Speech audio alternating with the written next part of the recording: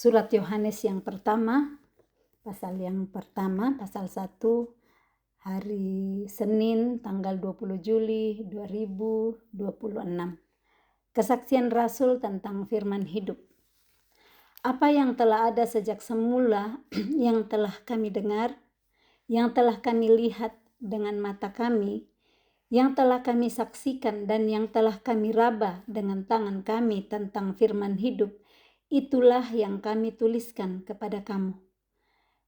Surat Yohanes yang pertama ini ditulis oleh Rasul Yohanes. Nah, Rasul Yohanes yang merupakan salah satu dari murid Tuhan Yesus, juga yang menuliskan tentang surat Yohanes. Nah, di sini beliau menuliskan perikop yang pertama tentang kesaksian Rasul tentang firman hidup. Nah, Rasul yang dimaksudkan di sini adalah dirinya sendiri. Dia mengatakan kesaksiannya tentang firman hidup. Nah, apa yang dimaksud di sini firman hidup adalah tentang Tuhan Yesus.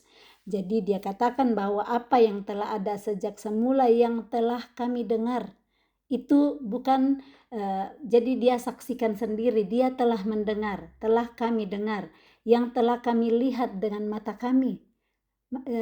Yohanes menyaksikan sendiri, dan beliau mengatakan di sini, Rasul Yohanes mengatakan kami, karena dia dengan rasul-rasul yang lain sudah mendengar, telah melihat dengan matanya sendiri, yang telah kami saksikan dan yang telah kami raba dengan tangan kami. Jadi kesaksian karena dia menyaksikan sendiri dan bersama-sama dengan rasul-rasul yang lain. Kenapa dikatakan kami di sini? Karena Rasul Yohanes tidak sendirian, tetapi dia bersama-sama dengan murid-murid Tuhan Yesus yang lain yang sudah mendengar, sudah melihat dengan matanya sendiri, telah menyaksikan dan meraba dengan tangannya tentang firman yang hidup itu, yaitu Tuhan Yesus. Itulah yang kami tuliskan kepada kamu. Jadi bukan cuman beri isapan jempol, bukan cuman tulisan yang di karang-karang, tetapi memang kejadian yang disaksikan langsung, dihidupi langsung oleh Rasul Yohanes. Hidup itu telah dinyatakan dan kami telah melihatnya, dan sekarang kami bersaksi dan memberitakan kepada kamu tentang hidup kekal yang ada bersama-sama dengan Bapa dan yang telah dinyatakan kepada kami. Hidup kekal yaitu Tuhan Yesus di sini. Sekarang hidup bersama dengan Bapa, sekarang bersama-sama dengan Bapa yang telah dinyatakan kepada mereka.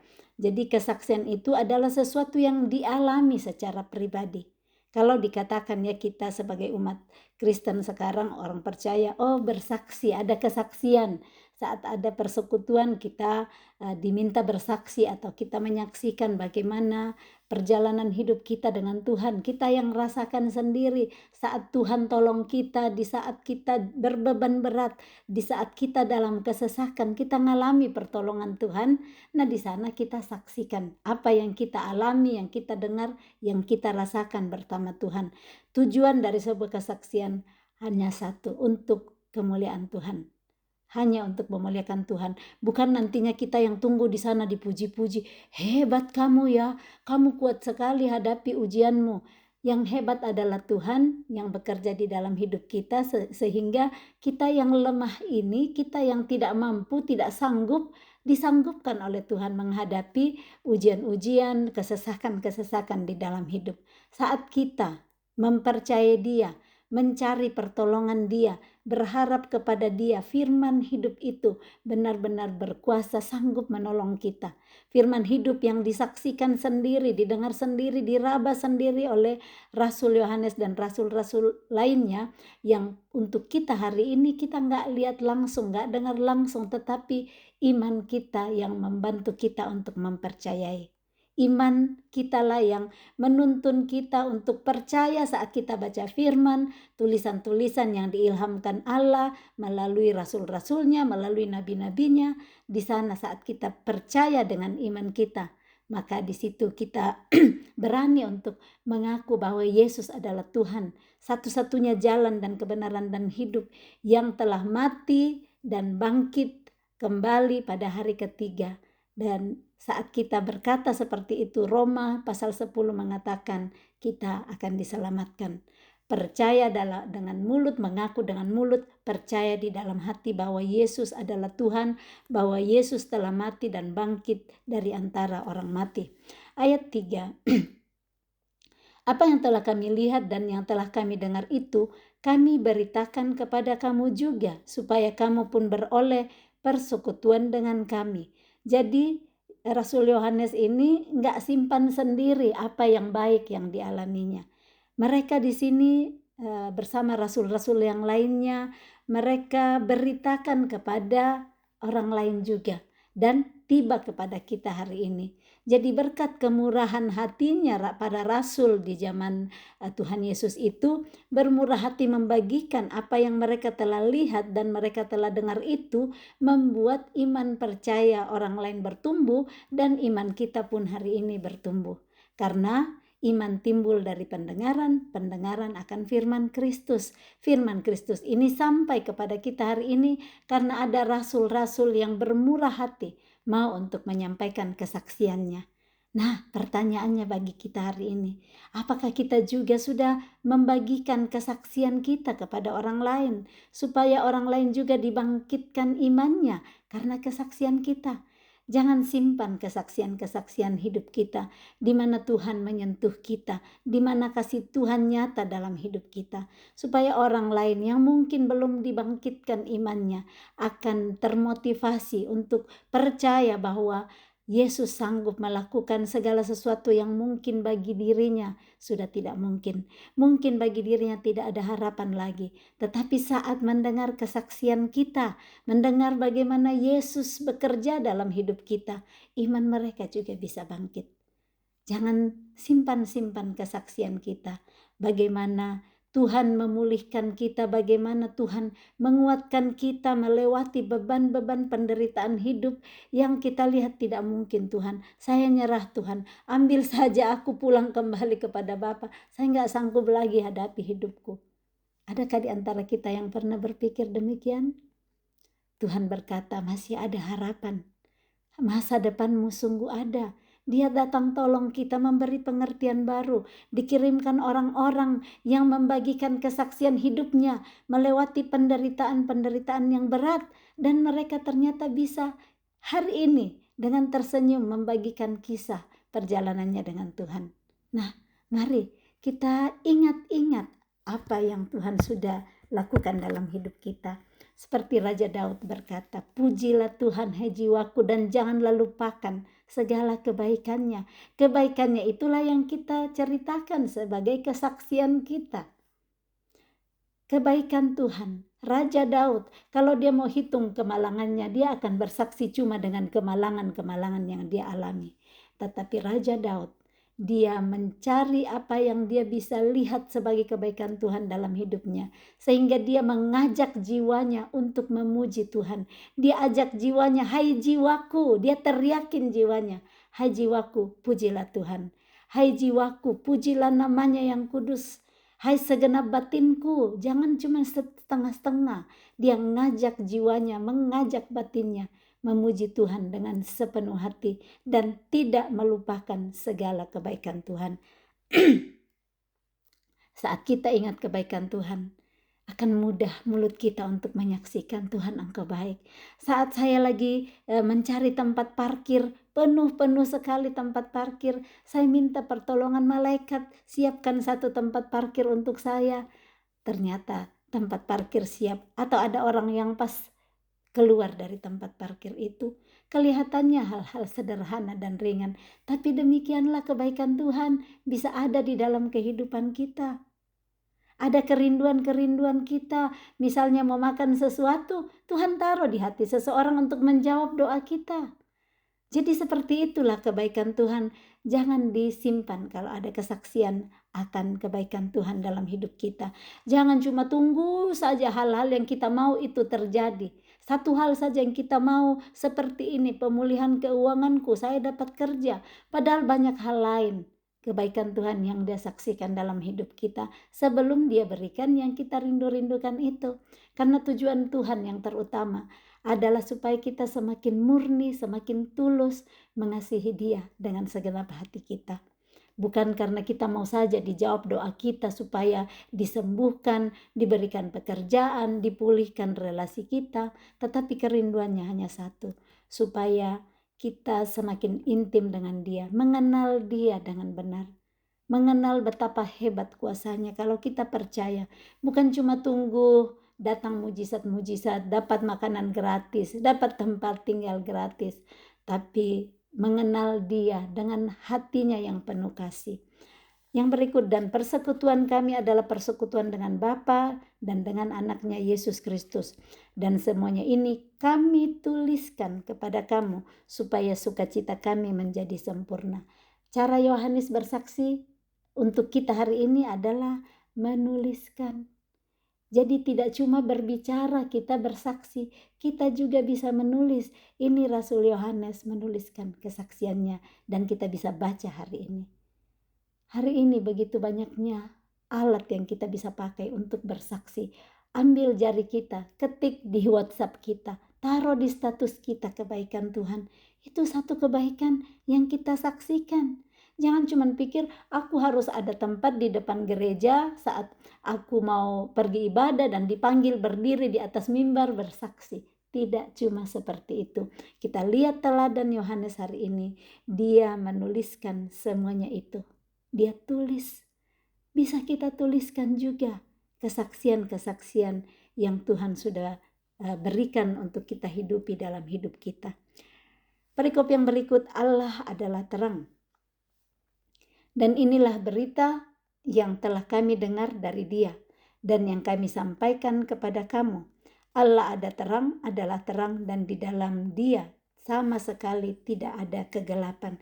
Jadi sekarang Yohanes memberi lebih detail bahwa apa yang telah mereka dengar, berita itu yang mereka sampaikan. Mereka bagi, tidak simpan sendirian. Oh, ada terang di sana, kita simpan yuk, cuman kita aja rasul-rasul yang tahu, biar orang lain tinggal terus dalam kegelapan. Tidak seperti itu. Mereka murah hati membagikan kebenaran-kebenaran yang mereka dapat. Nah, kalau kita dapat berkat dari orang lain atau dapat informasi, jangan simpan sendiri. Ajak teman-teman yang lain supaya mereka juga bisa merasakan dan melihat terang Tuhan terjadi di dalam kehidupan mereka. Karena berita itu adalah Allah adalah terang dan di dalam Dia sama sekali tidak ada kegelapan. Jadi yang gelap-gelap itu pasti bukan dari Tuhan. Kalau yang ngajak kita itu bohong-bohong, ngajak kita itu mencuri, ngajak kita itu munafik dan sombong, pasti bukan dari Tuhan. Yang dari Tuhan itu adalah terang, yang baik, yang benar, yang mulia, yang adil, yang suci, yang disebut kebajikan dan patut dipuji. Mari kita pikirkan semua itu supaya nantinya yang kita bisa saksikan, yang kita bisa tuliskan atau perkatakan kepada orang adalah hal-hal yang seperti ada di dalam pikiran Kristus. Ayat 6, jika kita katakan bahwa kita beroleh persekutuan dengan Dia, namun kita hidup di dalam kegelapan, kita berdusta dan kita tidak melakukan kebenaran. Bagaimana maksudnya ayat 6 ini? Kalau kita berkata bahwa saya beroleh persekutuan dengan Dia, saya orang Kristen, saya percaya Yesus, tetapi kita hidup dalam kegelapan. Kita masih hidup di dalam kegelapan, artinya yang Tuhan tidak suka. Masih hidup egois, masih hidup sombong, masih hidup hanya mengandalkan kekayaan, mengandalkan manusia, masih hidup dengan pikiran-pikirannya sendiri. Kalau firman mengatakan jangan begini, tetap mempertahankan kebenarannya sendiri, disinilah yang namanya kita hidup dalam kegelapan. Ternyata saat kita tetap tinggal dalam kegelapan yang tidak mengikuti perintah-perintah Tuhan, kita berdusta dan kita tidak melakukan kebenaran. Tetapi jika kita hidup di dalam terang sama seperti Dia ada di dalam terang, maka kita beroleh persekutuan seorang dengan yang lain. Dan darah Yesus, anaknya itu menyucikan kita daripada segala dosa kita. Jadi saat kita hidup dalam terang, kita mau dan rela diterangi oleh sinar firman Tuhan. Kita diterangi yang kita sembunyi-sembunyikan. Iya, saya bohong sebenarnya sama istriku, tetapi saya tidak berani bilang karena nanti istriku marah. Atau saya marah kepada saya bohong sama suamiku tapi saya tidak berani bilang, atau bohong sama mamaku, atau bohong sama anakku, atau bohong sama bosku. Ada banyak kegelapan-kegelapan yang kalau kita hidup di sana, tetapi saat kita mau terbuka diterangi oleh terang Kristus, kita berani nantinya untuk jujur. Aku minta maaf ya Ma, sebenarnya waktu hari minggu itu saya bohong sama mama. Seperti itu kita mengaku dan minta ampun. Seperti Tuhan begitu baiknya, saat kita datang mengaku dosa kita, Ia setia dan adil. Dia akan mengampuni segala dosa kita dan menyucikan kita dari segala kesalahan kita. Nah, seperti inilah saat kita mau hidup di dalam terang, sama seperti Dia yang adalah hidup di dalam terang, maka kita beroleh persekutuan seorang dengan yang lain. Kita bisa lihat ya, ada orang yang gampang kita bersama-sama. Kalau kita menghidupi prinsip-prinsip yang sama, kita percaya ada persepsi-persepsi yang sama, kita akan gampang bersekutu seorang dengan yang lain. Tetapi kalau ada masih kita pertahankan, kita pakai ide-ide kita sendiri, kita tidak mau bersatu dengan apa yang firman katakan, akan susah untuk bersekutu satu dengan yang lain. Nah, ini di ayat yang ke-7 bagian terakhir ini katakan bahwa darah Yesus anaknya itu menyucikan kita daripada segala dosa kita. Kalau kita amini bahwa darah Yesus yang sudah tercurah di atas kayu salib itu menyucikan kita daripada segala dosa kita, kita tidak akan tertuduh terus-menerus dengan dosa lama yang kita sudah lakukan. Yang penting tidak lakukan hari ini. Mungkin 1 tahun lalu kita pernah bohong, kita pernah mencuri dan korupsi, tetapi kalau hari ini kita sudah minta ampun sama Tuhan, kita sadari dosa-dosa kita dan kita tidak lakukan lagi. Inilah janji Tuhan mengenai darah Yesus yang sudah tercurah untuk menyucikan kita dari segala dosa kita, supaya kita tidak terintimidasi lagi, karena kerjaannya iblis itu, musuh kita, akan datang terus ngingat-ngingatin kita. Tahun lalu itu kamu korupsi, tahun lalu itu kamu bohongin istrimu, tahun lalu itu kamu bohongin suamimu. Akan datang, mari kita bangkit lawan dia dengan iman yang teguh. Kita berkata, memang aku pernah mencuri, memang aku pernah bohong, tetapi aku sudah minta ampun sama Tuhan. Aku percaya bahwa darahnya telah menyucikan aku dari dosa kebohonganku, karena hari ini aku berbalik dan tidak melakukannya lagi. Tapi kalau kita udah minta ampun, bikin lagi, ada firman lain yang mengatakan tidak ada ampun lagi. Jadi kalau sudah kita tahu kebenaran dan kita masih lakukan, di sini kan namanya ngejek Tuhan. Udah tahu Tuhan larang korupsi, Tuhan larang bohong, masih terus bohong. Jadi darah Yesus menyucikan kita dari segala dosa. Saat kita sadar, kita minta ampun, kita bertobat dan tidak melakukan lagi. Karena sama saja sudah dicuci oleh darah Yesus, tapi kita kembali lagi main lumpur, main kotor kembali. Ayat ke-8, jika kita berkata bahwa kita tidak berdosa, maka kita menipu diri kita sendiri dan kebenaran tidak ada di dalam kita.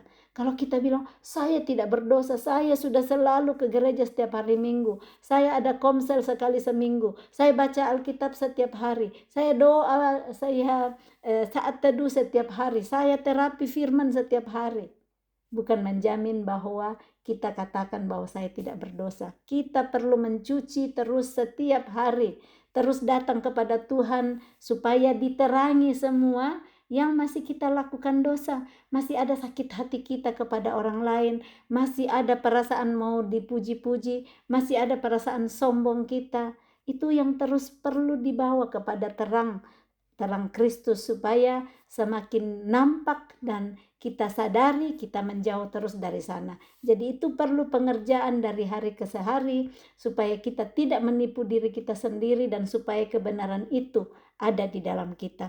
Karena kalau kita sudah merasa bahwa saya tidak berdosa, saya sudah sempurna, tidak ada gunanya lagi kita datang cari Tuhan untuk ditolong, untuk dibersihkan, untuk disucikan kembali. Ayat 9. Jika kita mengaku dosa kita, maka Ia adalah setia dan adil, sehingga Ia akan mengampuni segala dosa kita dan menyucikan kita dari segala kejahatan. Ini janji Tuhan. Jika kita mengaku dosa kita, tidak datang bilang, saya tidak berdosa, saya tidak salah. Ingat itu Tuhan Yesus bercerita tentang pemungut cukai dan orang Farisi yang berdoa. Ada 2 doa yang Tuhan Yesus sampaikan. Mana doa yang didengar Tuhan? Orang Farisi yang datang bilang, terima kasih Tuhan, aku tidak berdosa. Aku lakukan semua yang Tuhan perintahkan padaku. Aku ini dan aku itu.